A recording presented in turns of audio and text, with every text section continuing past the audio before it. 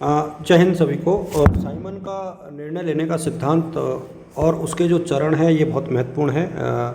देखो, Herbert Simon एक अमेरिकी मनोविज्ञानी और शास्त्री थे और इन्होंने जो है डिसीजन मेकिंग के ऊपर अपने प्रबंधन और ऑर्गेनाइजेशन के क्षेत्र में जो काम किया वो बहुत महत्वपूर्ण था। इस पूरे वीडियो के दरमियान हम लोग निर्णय लेने के कौन कौन से सिद्धांत थे और कौन कौन से चरण थे उनके ऊपर डिस्कस करेंगे और मैं चाहूँगा कि आप इस पूरे वीडियो को देखेंगे तो आपको काफ़ी फ़ायदा होगा।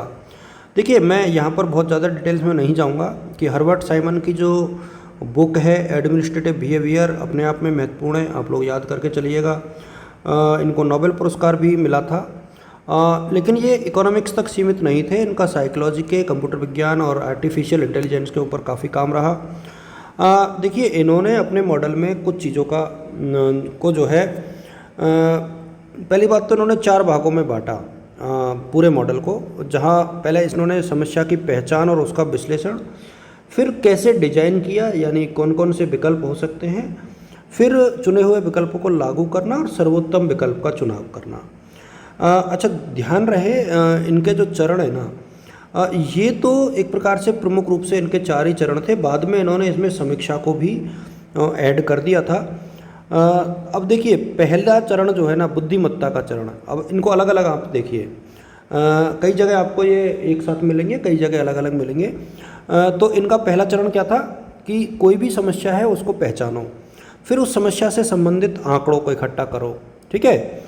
और इसके बाद उस समस्या की परिभाषा सटीक रूप से परिभाषित कीजिए और समस्या के समाधान के लिए स्पष्ट रूप से आपको लक्ष्यों का निर्धारण करना पड़ेगा। तो ये आपने कर लिया। इसके बाद आप थोड़ा थोड़ा आगे बढ़ोगे तो अब आप डिजाइन करोगे। देखो, बुद्धिमत्तापूर्ण चरण में आपने समस्या की पहचान कर ली, फिर आपने संभावित समाधान ढूंढे। अब इसमें आप क्या करोगे, विकल्पों का विकास करोगे अपने साधनों के अनुसार, और जो विकल्प है ना उनके लिए आपने मापदंड निर्धारित कर दिए और प्रत्येक विकल्प के परिणाम देखे। देखिए, अपन ने सोचा कि अपन ऐसा करेंगे तो ऐसा होगा, फिर ऐसा करेंगे तो ऐसा होगा, फिर ऐसा करेंगे तो ऐसा होगा। तो सारे विकल्पों के परिणामों का हमने अध्ययन किया और फिर उन विकल्पों को हमने संशोधित किया और आगे हम लोग बढ़े। अब ये लास्ट का जो चरण है, इस प्रकार से जो हम लोगों ने सर्वोत्तम विकल्प का चयन कर लिया, यानी हमने मूल्यांकन किया था पिछले उसमें और उसके आधार पर हम लोगों ने सर्वोत्तम विकल्प का चयन कर लिया। उसका तुलनात्मक हमने मूल्यांकन भी किया और जोखिम का विश्लेषण किया और प्रत्येक विकल्प से जुड़े जो जोखिम थे उनका आकलन करते हुए हम लोगों ने सर्वोत्तम विकल्प का चयन किया। ध्यान रहे, इसके बाद हमने जब विकल्प का चयन कर लिया ना, वहाँ जा कर के भी सारी चीज़ें ख़त्म नहीं हुई, उसके बाद भी ये सिद्धांत बचा है। वहाँ क्या है, यानी जो हमने निर्णय लिया है अब उसको लागू करना है। लागू कैसे करना है, यानी हमने एक योजना तैयार कर ली निर्णय को लागू करने के लिए, जिम्मेदारियां दे दी, संसाधनों का आवंटन कर दिया, टीम का गठन कर दिया, टीम को ट्रेनिंग दे दी, फिर उसकी निगरानी और समायोजन किया और बाधाओं का समाधान किया।